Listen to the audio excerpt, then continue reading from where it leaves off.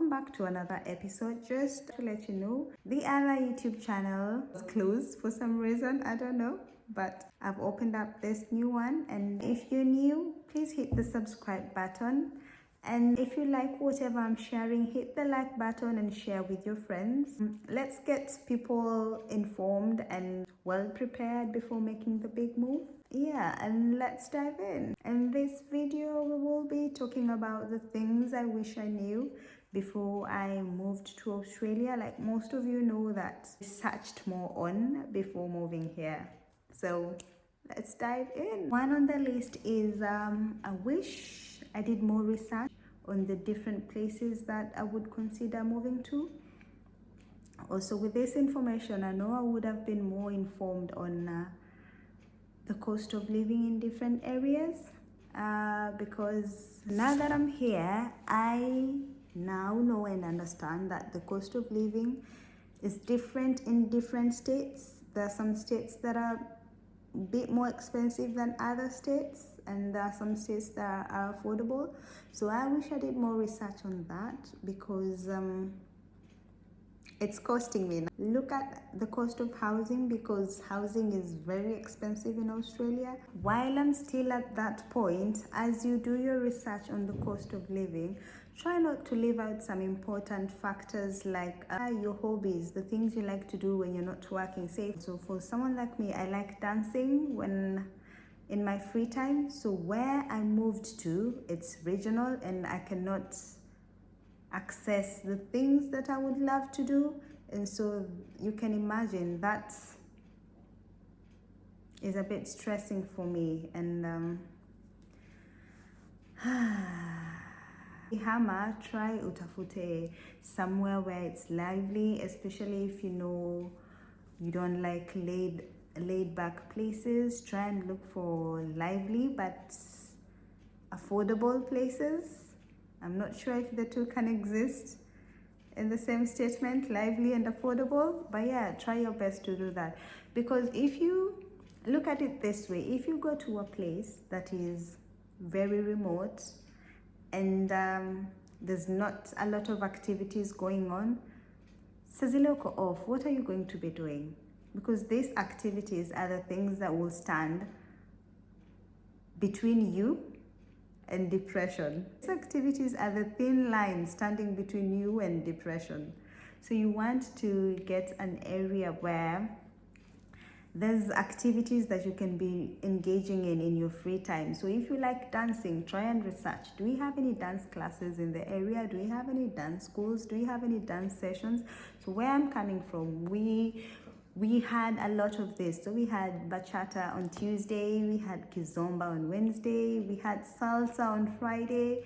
So that used to occupy my time. After work, that's where I went to decompress and rejuvenate my energy. But coming here, I can tell you that's costing me a lot. So when you do your research, try not to just look at affordable housing, but try to factor these things in as well. Because like I said, these activities will be the thin line standing between you and your mental health. Number 2 is transport. So I need to talk about this because coming from a place where the transport system was very reliable, it was never late or never early, and if there were any disruption, it would be announced, and so you would prepare well in advance before any inconveniences. Coming here, I thought it was going to be the same, but shock on me. Transport system wasn't as reliable because the buses here run every hour and they do not operate on weekends and public holidays. So that's a shocker. So I have been forced to take up my driving classes, and which, as you know, driving in Australia is very expensive, and that is really eating into my budget. One lesson, which lasts 2 hours, is 220 Australian dollars. So for an hour, I pay 110 Australian dollars. That is very expensive. I don't even earn that much in an hour, to be honest. So that goes hand in hand with the first point. Research on the area you want to go to, and if the transport system in that area is not as reliable, if you can do your driving where you are before making the move, then that will save you some few coins. And before you all come for me, I just got to let you know that growing up, driving was not a necessity. In fact, it was a luxury. Having a car was a luxury. Driving was not on my priority list. It was not at the top of my list. And I'm not ashamed to say that I'm doing my driving now, so calm down. Calm down. I will eventually get it and I'll be your driver. I'll be the safest driver on the road. The other thing is health insurance. So I know the UK has NHS, and here in Australia, I think the equivalent will be Medicare. So do your research and know whether your visa qualifies you for Medicare. And if it doesn't, compare private health insurances to see which ones are more affordable for you and your family. When we got here, we registered with Medicare, but then it takes time for them to mail you the card, or it takes time for them to mail you the card. And I had to visit the GP, so I paid 100 Australian dollars. Whilst if I had the card, I would have only paid 30 Australian dollars. Yeah. So now you know why. See if your visa qualifies you for Medicare and start and apply for that. If not, shop around for private health insurance so that you can get the best buy. The other thing that I wish I knew before moving here is that banking in Australia can be very tricky at first. This one I had to learn the hard way. So I would advise before moving, try and open an online banking and then transfer some money there. Because if you wait to come and do it in Australia, it can take a little longer than expected if you wait to come and do it here. And that will cost you some money because now you'll have to be working with an overseas card. And one thing I've realized is that the Australian banks have a fee for almost everything. They'll charge you monthly maintenance fee. They'll charge you transaction fees, and for every transaction you will be charged significant amount of money. So we don't want that. We want to save every penny that you can save. Try and open your account online from overseas, and then when you get here, you just need to go to the bank so that they can confirm your identity physically. The other thing is that I wish I knew is that the sun is stronger than you think. My goodness, the heat is scorching. I wish I knew that before coming here, because I would have come with my sunscreen. I would have bought a couple of more hats just to cover my forehead, and then I would have bought some long-sleeved tops. I came with sleeveless tops because it's gonna be hot and warm and da-da-da-da. So yeah, just factor that in. The sun in a choma, it's like it's revenging on something. Oh my goodness, the sun. The day we came, it was so hot. The heat was scorching and it was dry. I could not believe it. My goodness, I could not believe it. So yeah, just make sure you're prepared. Come with a hat, come with your sunscreen applied. Try and cover open skin. Even if you're gonna wear light clothes that cover your skin, do that. Now I understand why Australia has high rates of cancer, skin cancer.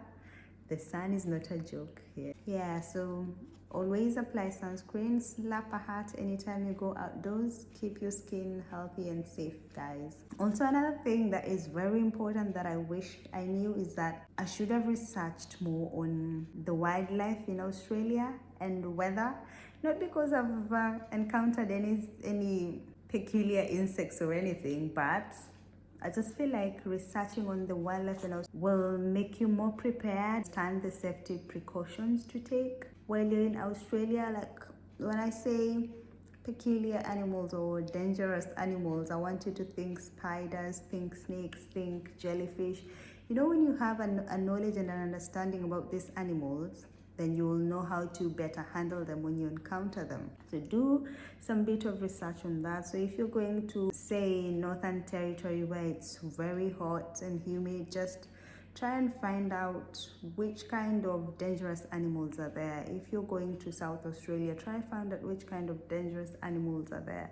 So that will just give you the understanding of how to handle them. And you also need to understand that in Australia, it's illegal and it's against the law to kill any of these animals like the snakes. And this brings me to the next point, which is also research on the weather in the place where you'll be relocated, because Australia, just like any other place, encounters natural calamities, and depending on the area you move to, you will experience different disasters. Research and see what sort of disasters the area is prone to. So I think such knowledge is very important, because you never know when Mother Nature decides to strike. Like for example, I know there are areas where there's been wildfires. Like when we were coming here, so we're in South Australia, and when we were coming here, the officers at the airport, one of them was like, you know where you're going, there was a wildfire recently. Did you know that? And you're like, no, we didn't know that. So then we had to come and start researching on that. So then we had to come and start researching on that just to be better prepared, because you never know. Try and equip yourself with that knowledge. And that brings me to my next point, that Australia is not the land of wild animals. Ever since I've been here, I've not encountered a single wild animal, not even a snake, not even the tiniest spider. So scratch that from your mind, scratch that from your head. Australia does not have, well, it does have, but it's not as bad as you imagine, and it's not as bad as it's been portrayed on the internet. That's what I meant to say. So scratch that from your mind. And if you still think that we live with snakes in the house and with kangaroos just outside and with spiders under our bed, then you need to do more research, just like we did. Yeah. The other point is that Australia is very laid back. Australian people, very friendly, laid back, and very helpful. So if you're worried about making friends, if you're worried about the community being hostile, get that worry off your mind, please. Come with a positive mindset, open mindset, and everything is gonna work out. And the last but not least, Australia is as amazing as they say. Everything that has been depicted on the internet about Australia, scratch the wildlife bit, but everything else, yes, that's true. It is as amazing as they say. It is sunny, it is warm, the people are friendly, huge spaces everywhere, houses are huge, roads are huge. I mean, what's not there to love about Australia? The towns, I mean, there's lots of land, cities are far apart. If you're a road trip person, get your license ready, guys, because this is the perfect place for your road trips. If you've been to Australia, let me know, what are some of the things that you came and then you wished you had known earlier before coming, or some of the things you wish you had prepared for before making the move to Australia? Let's chat in the comments.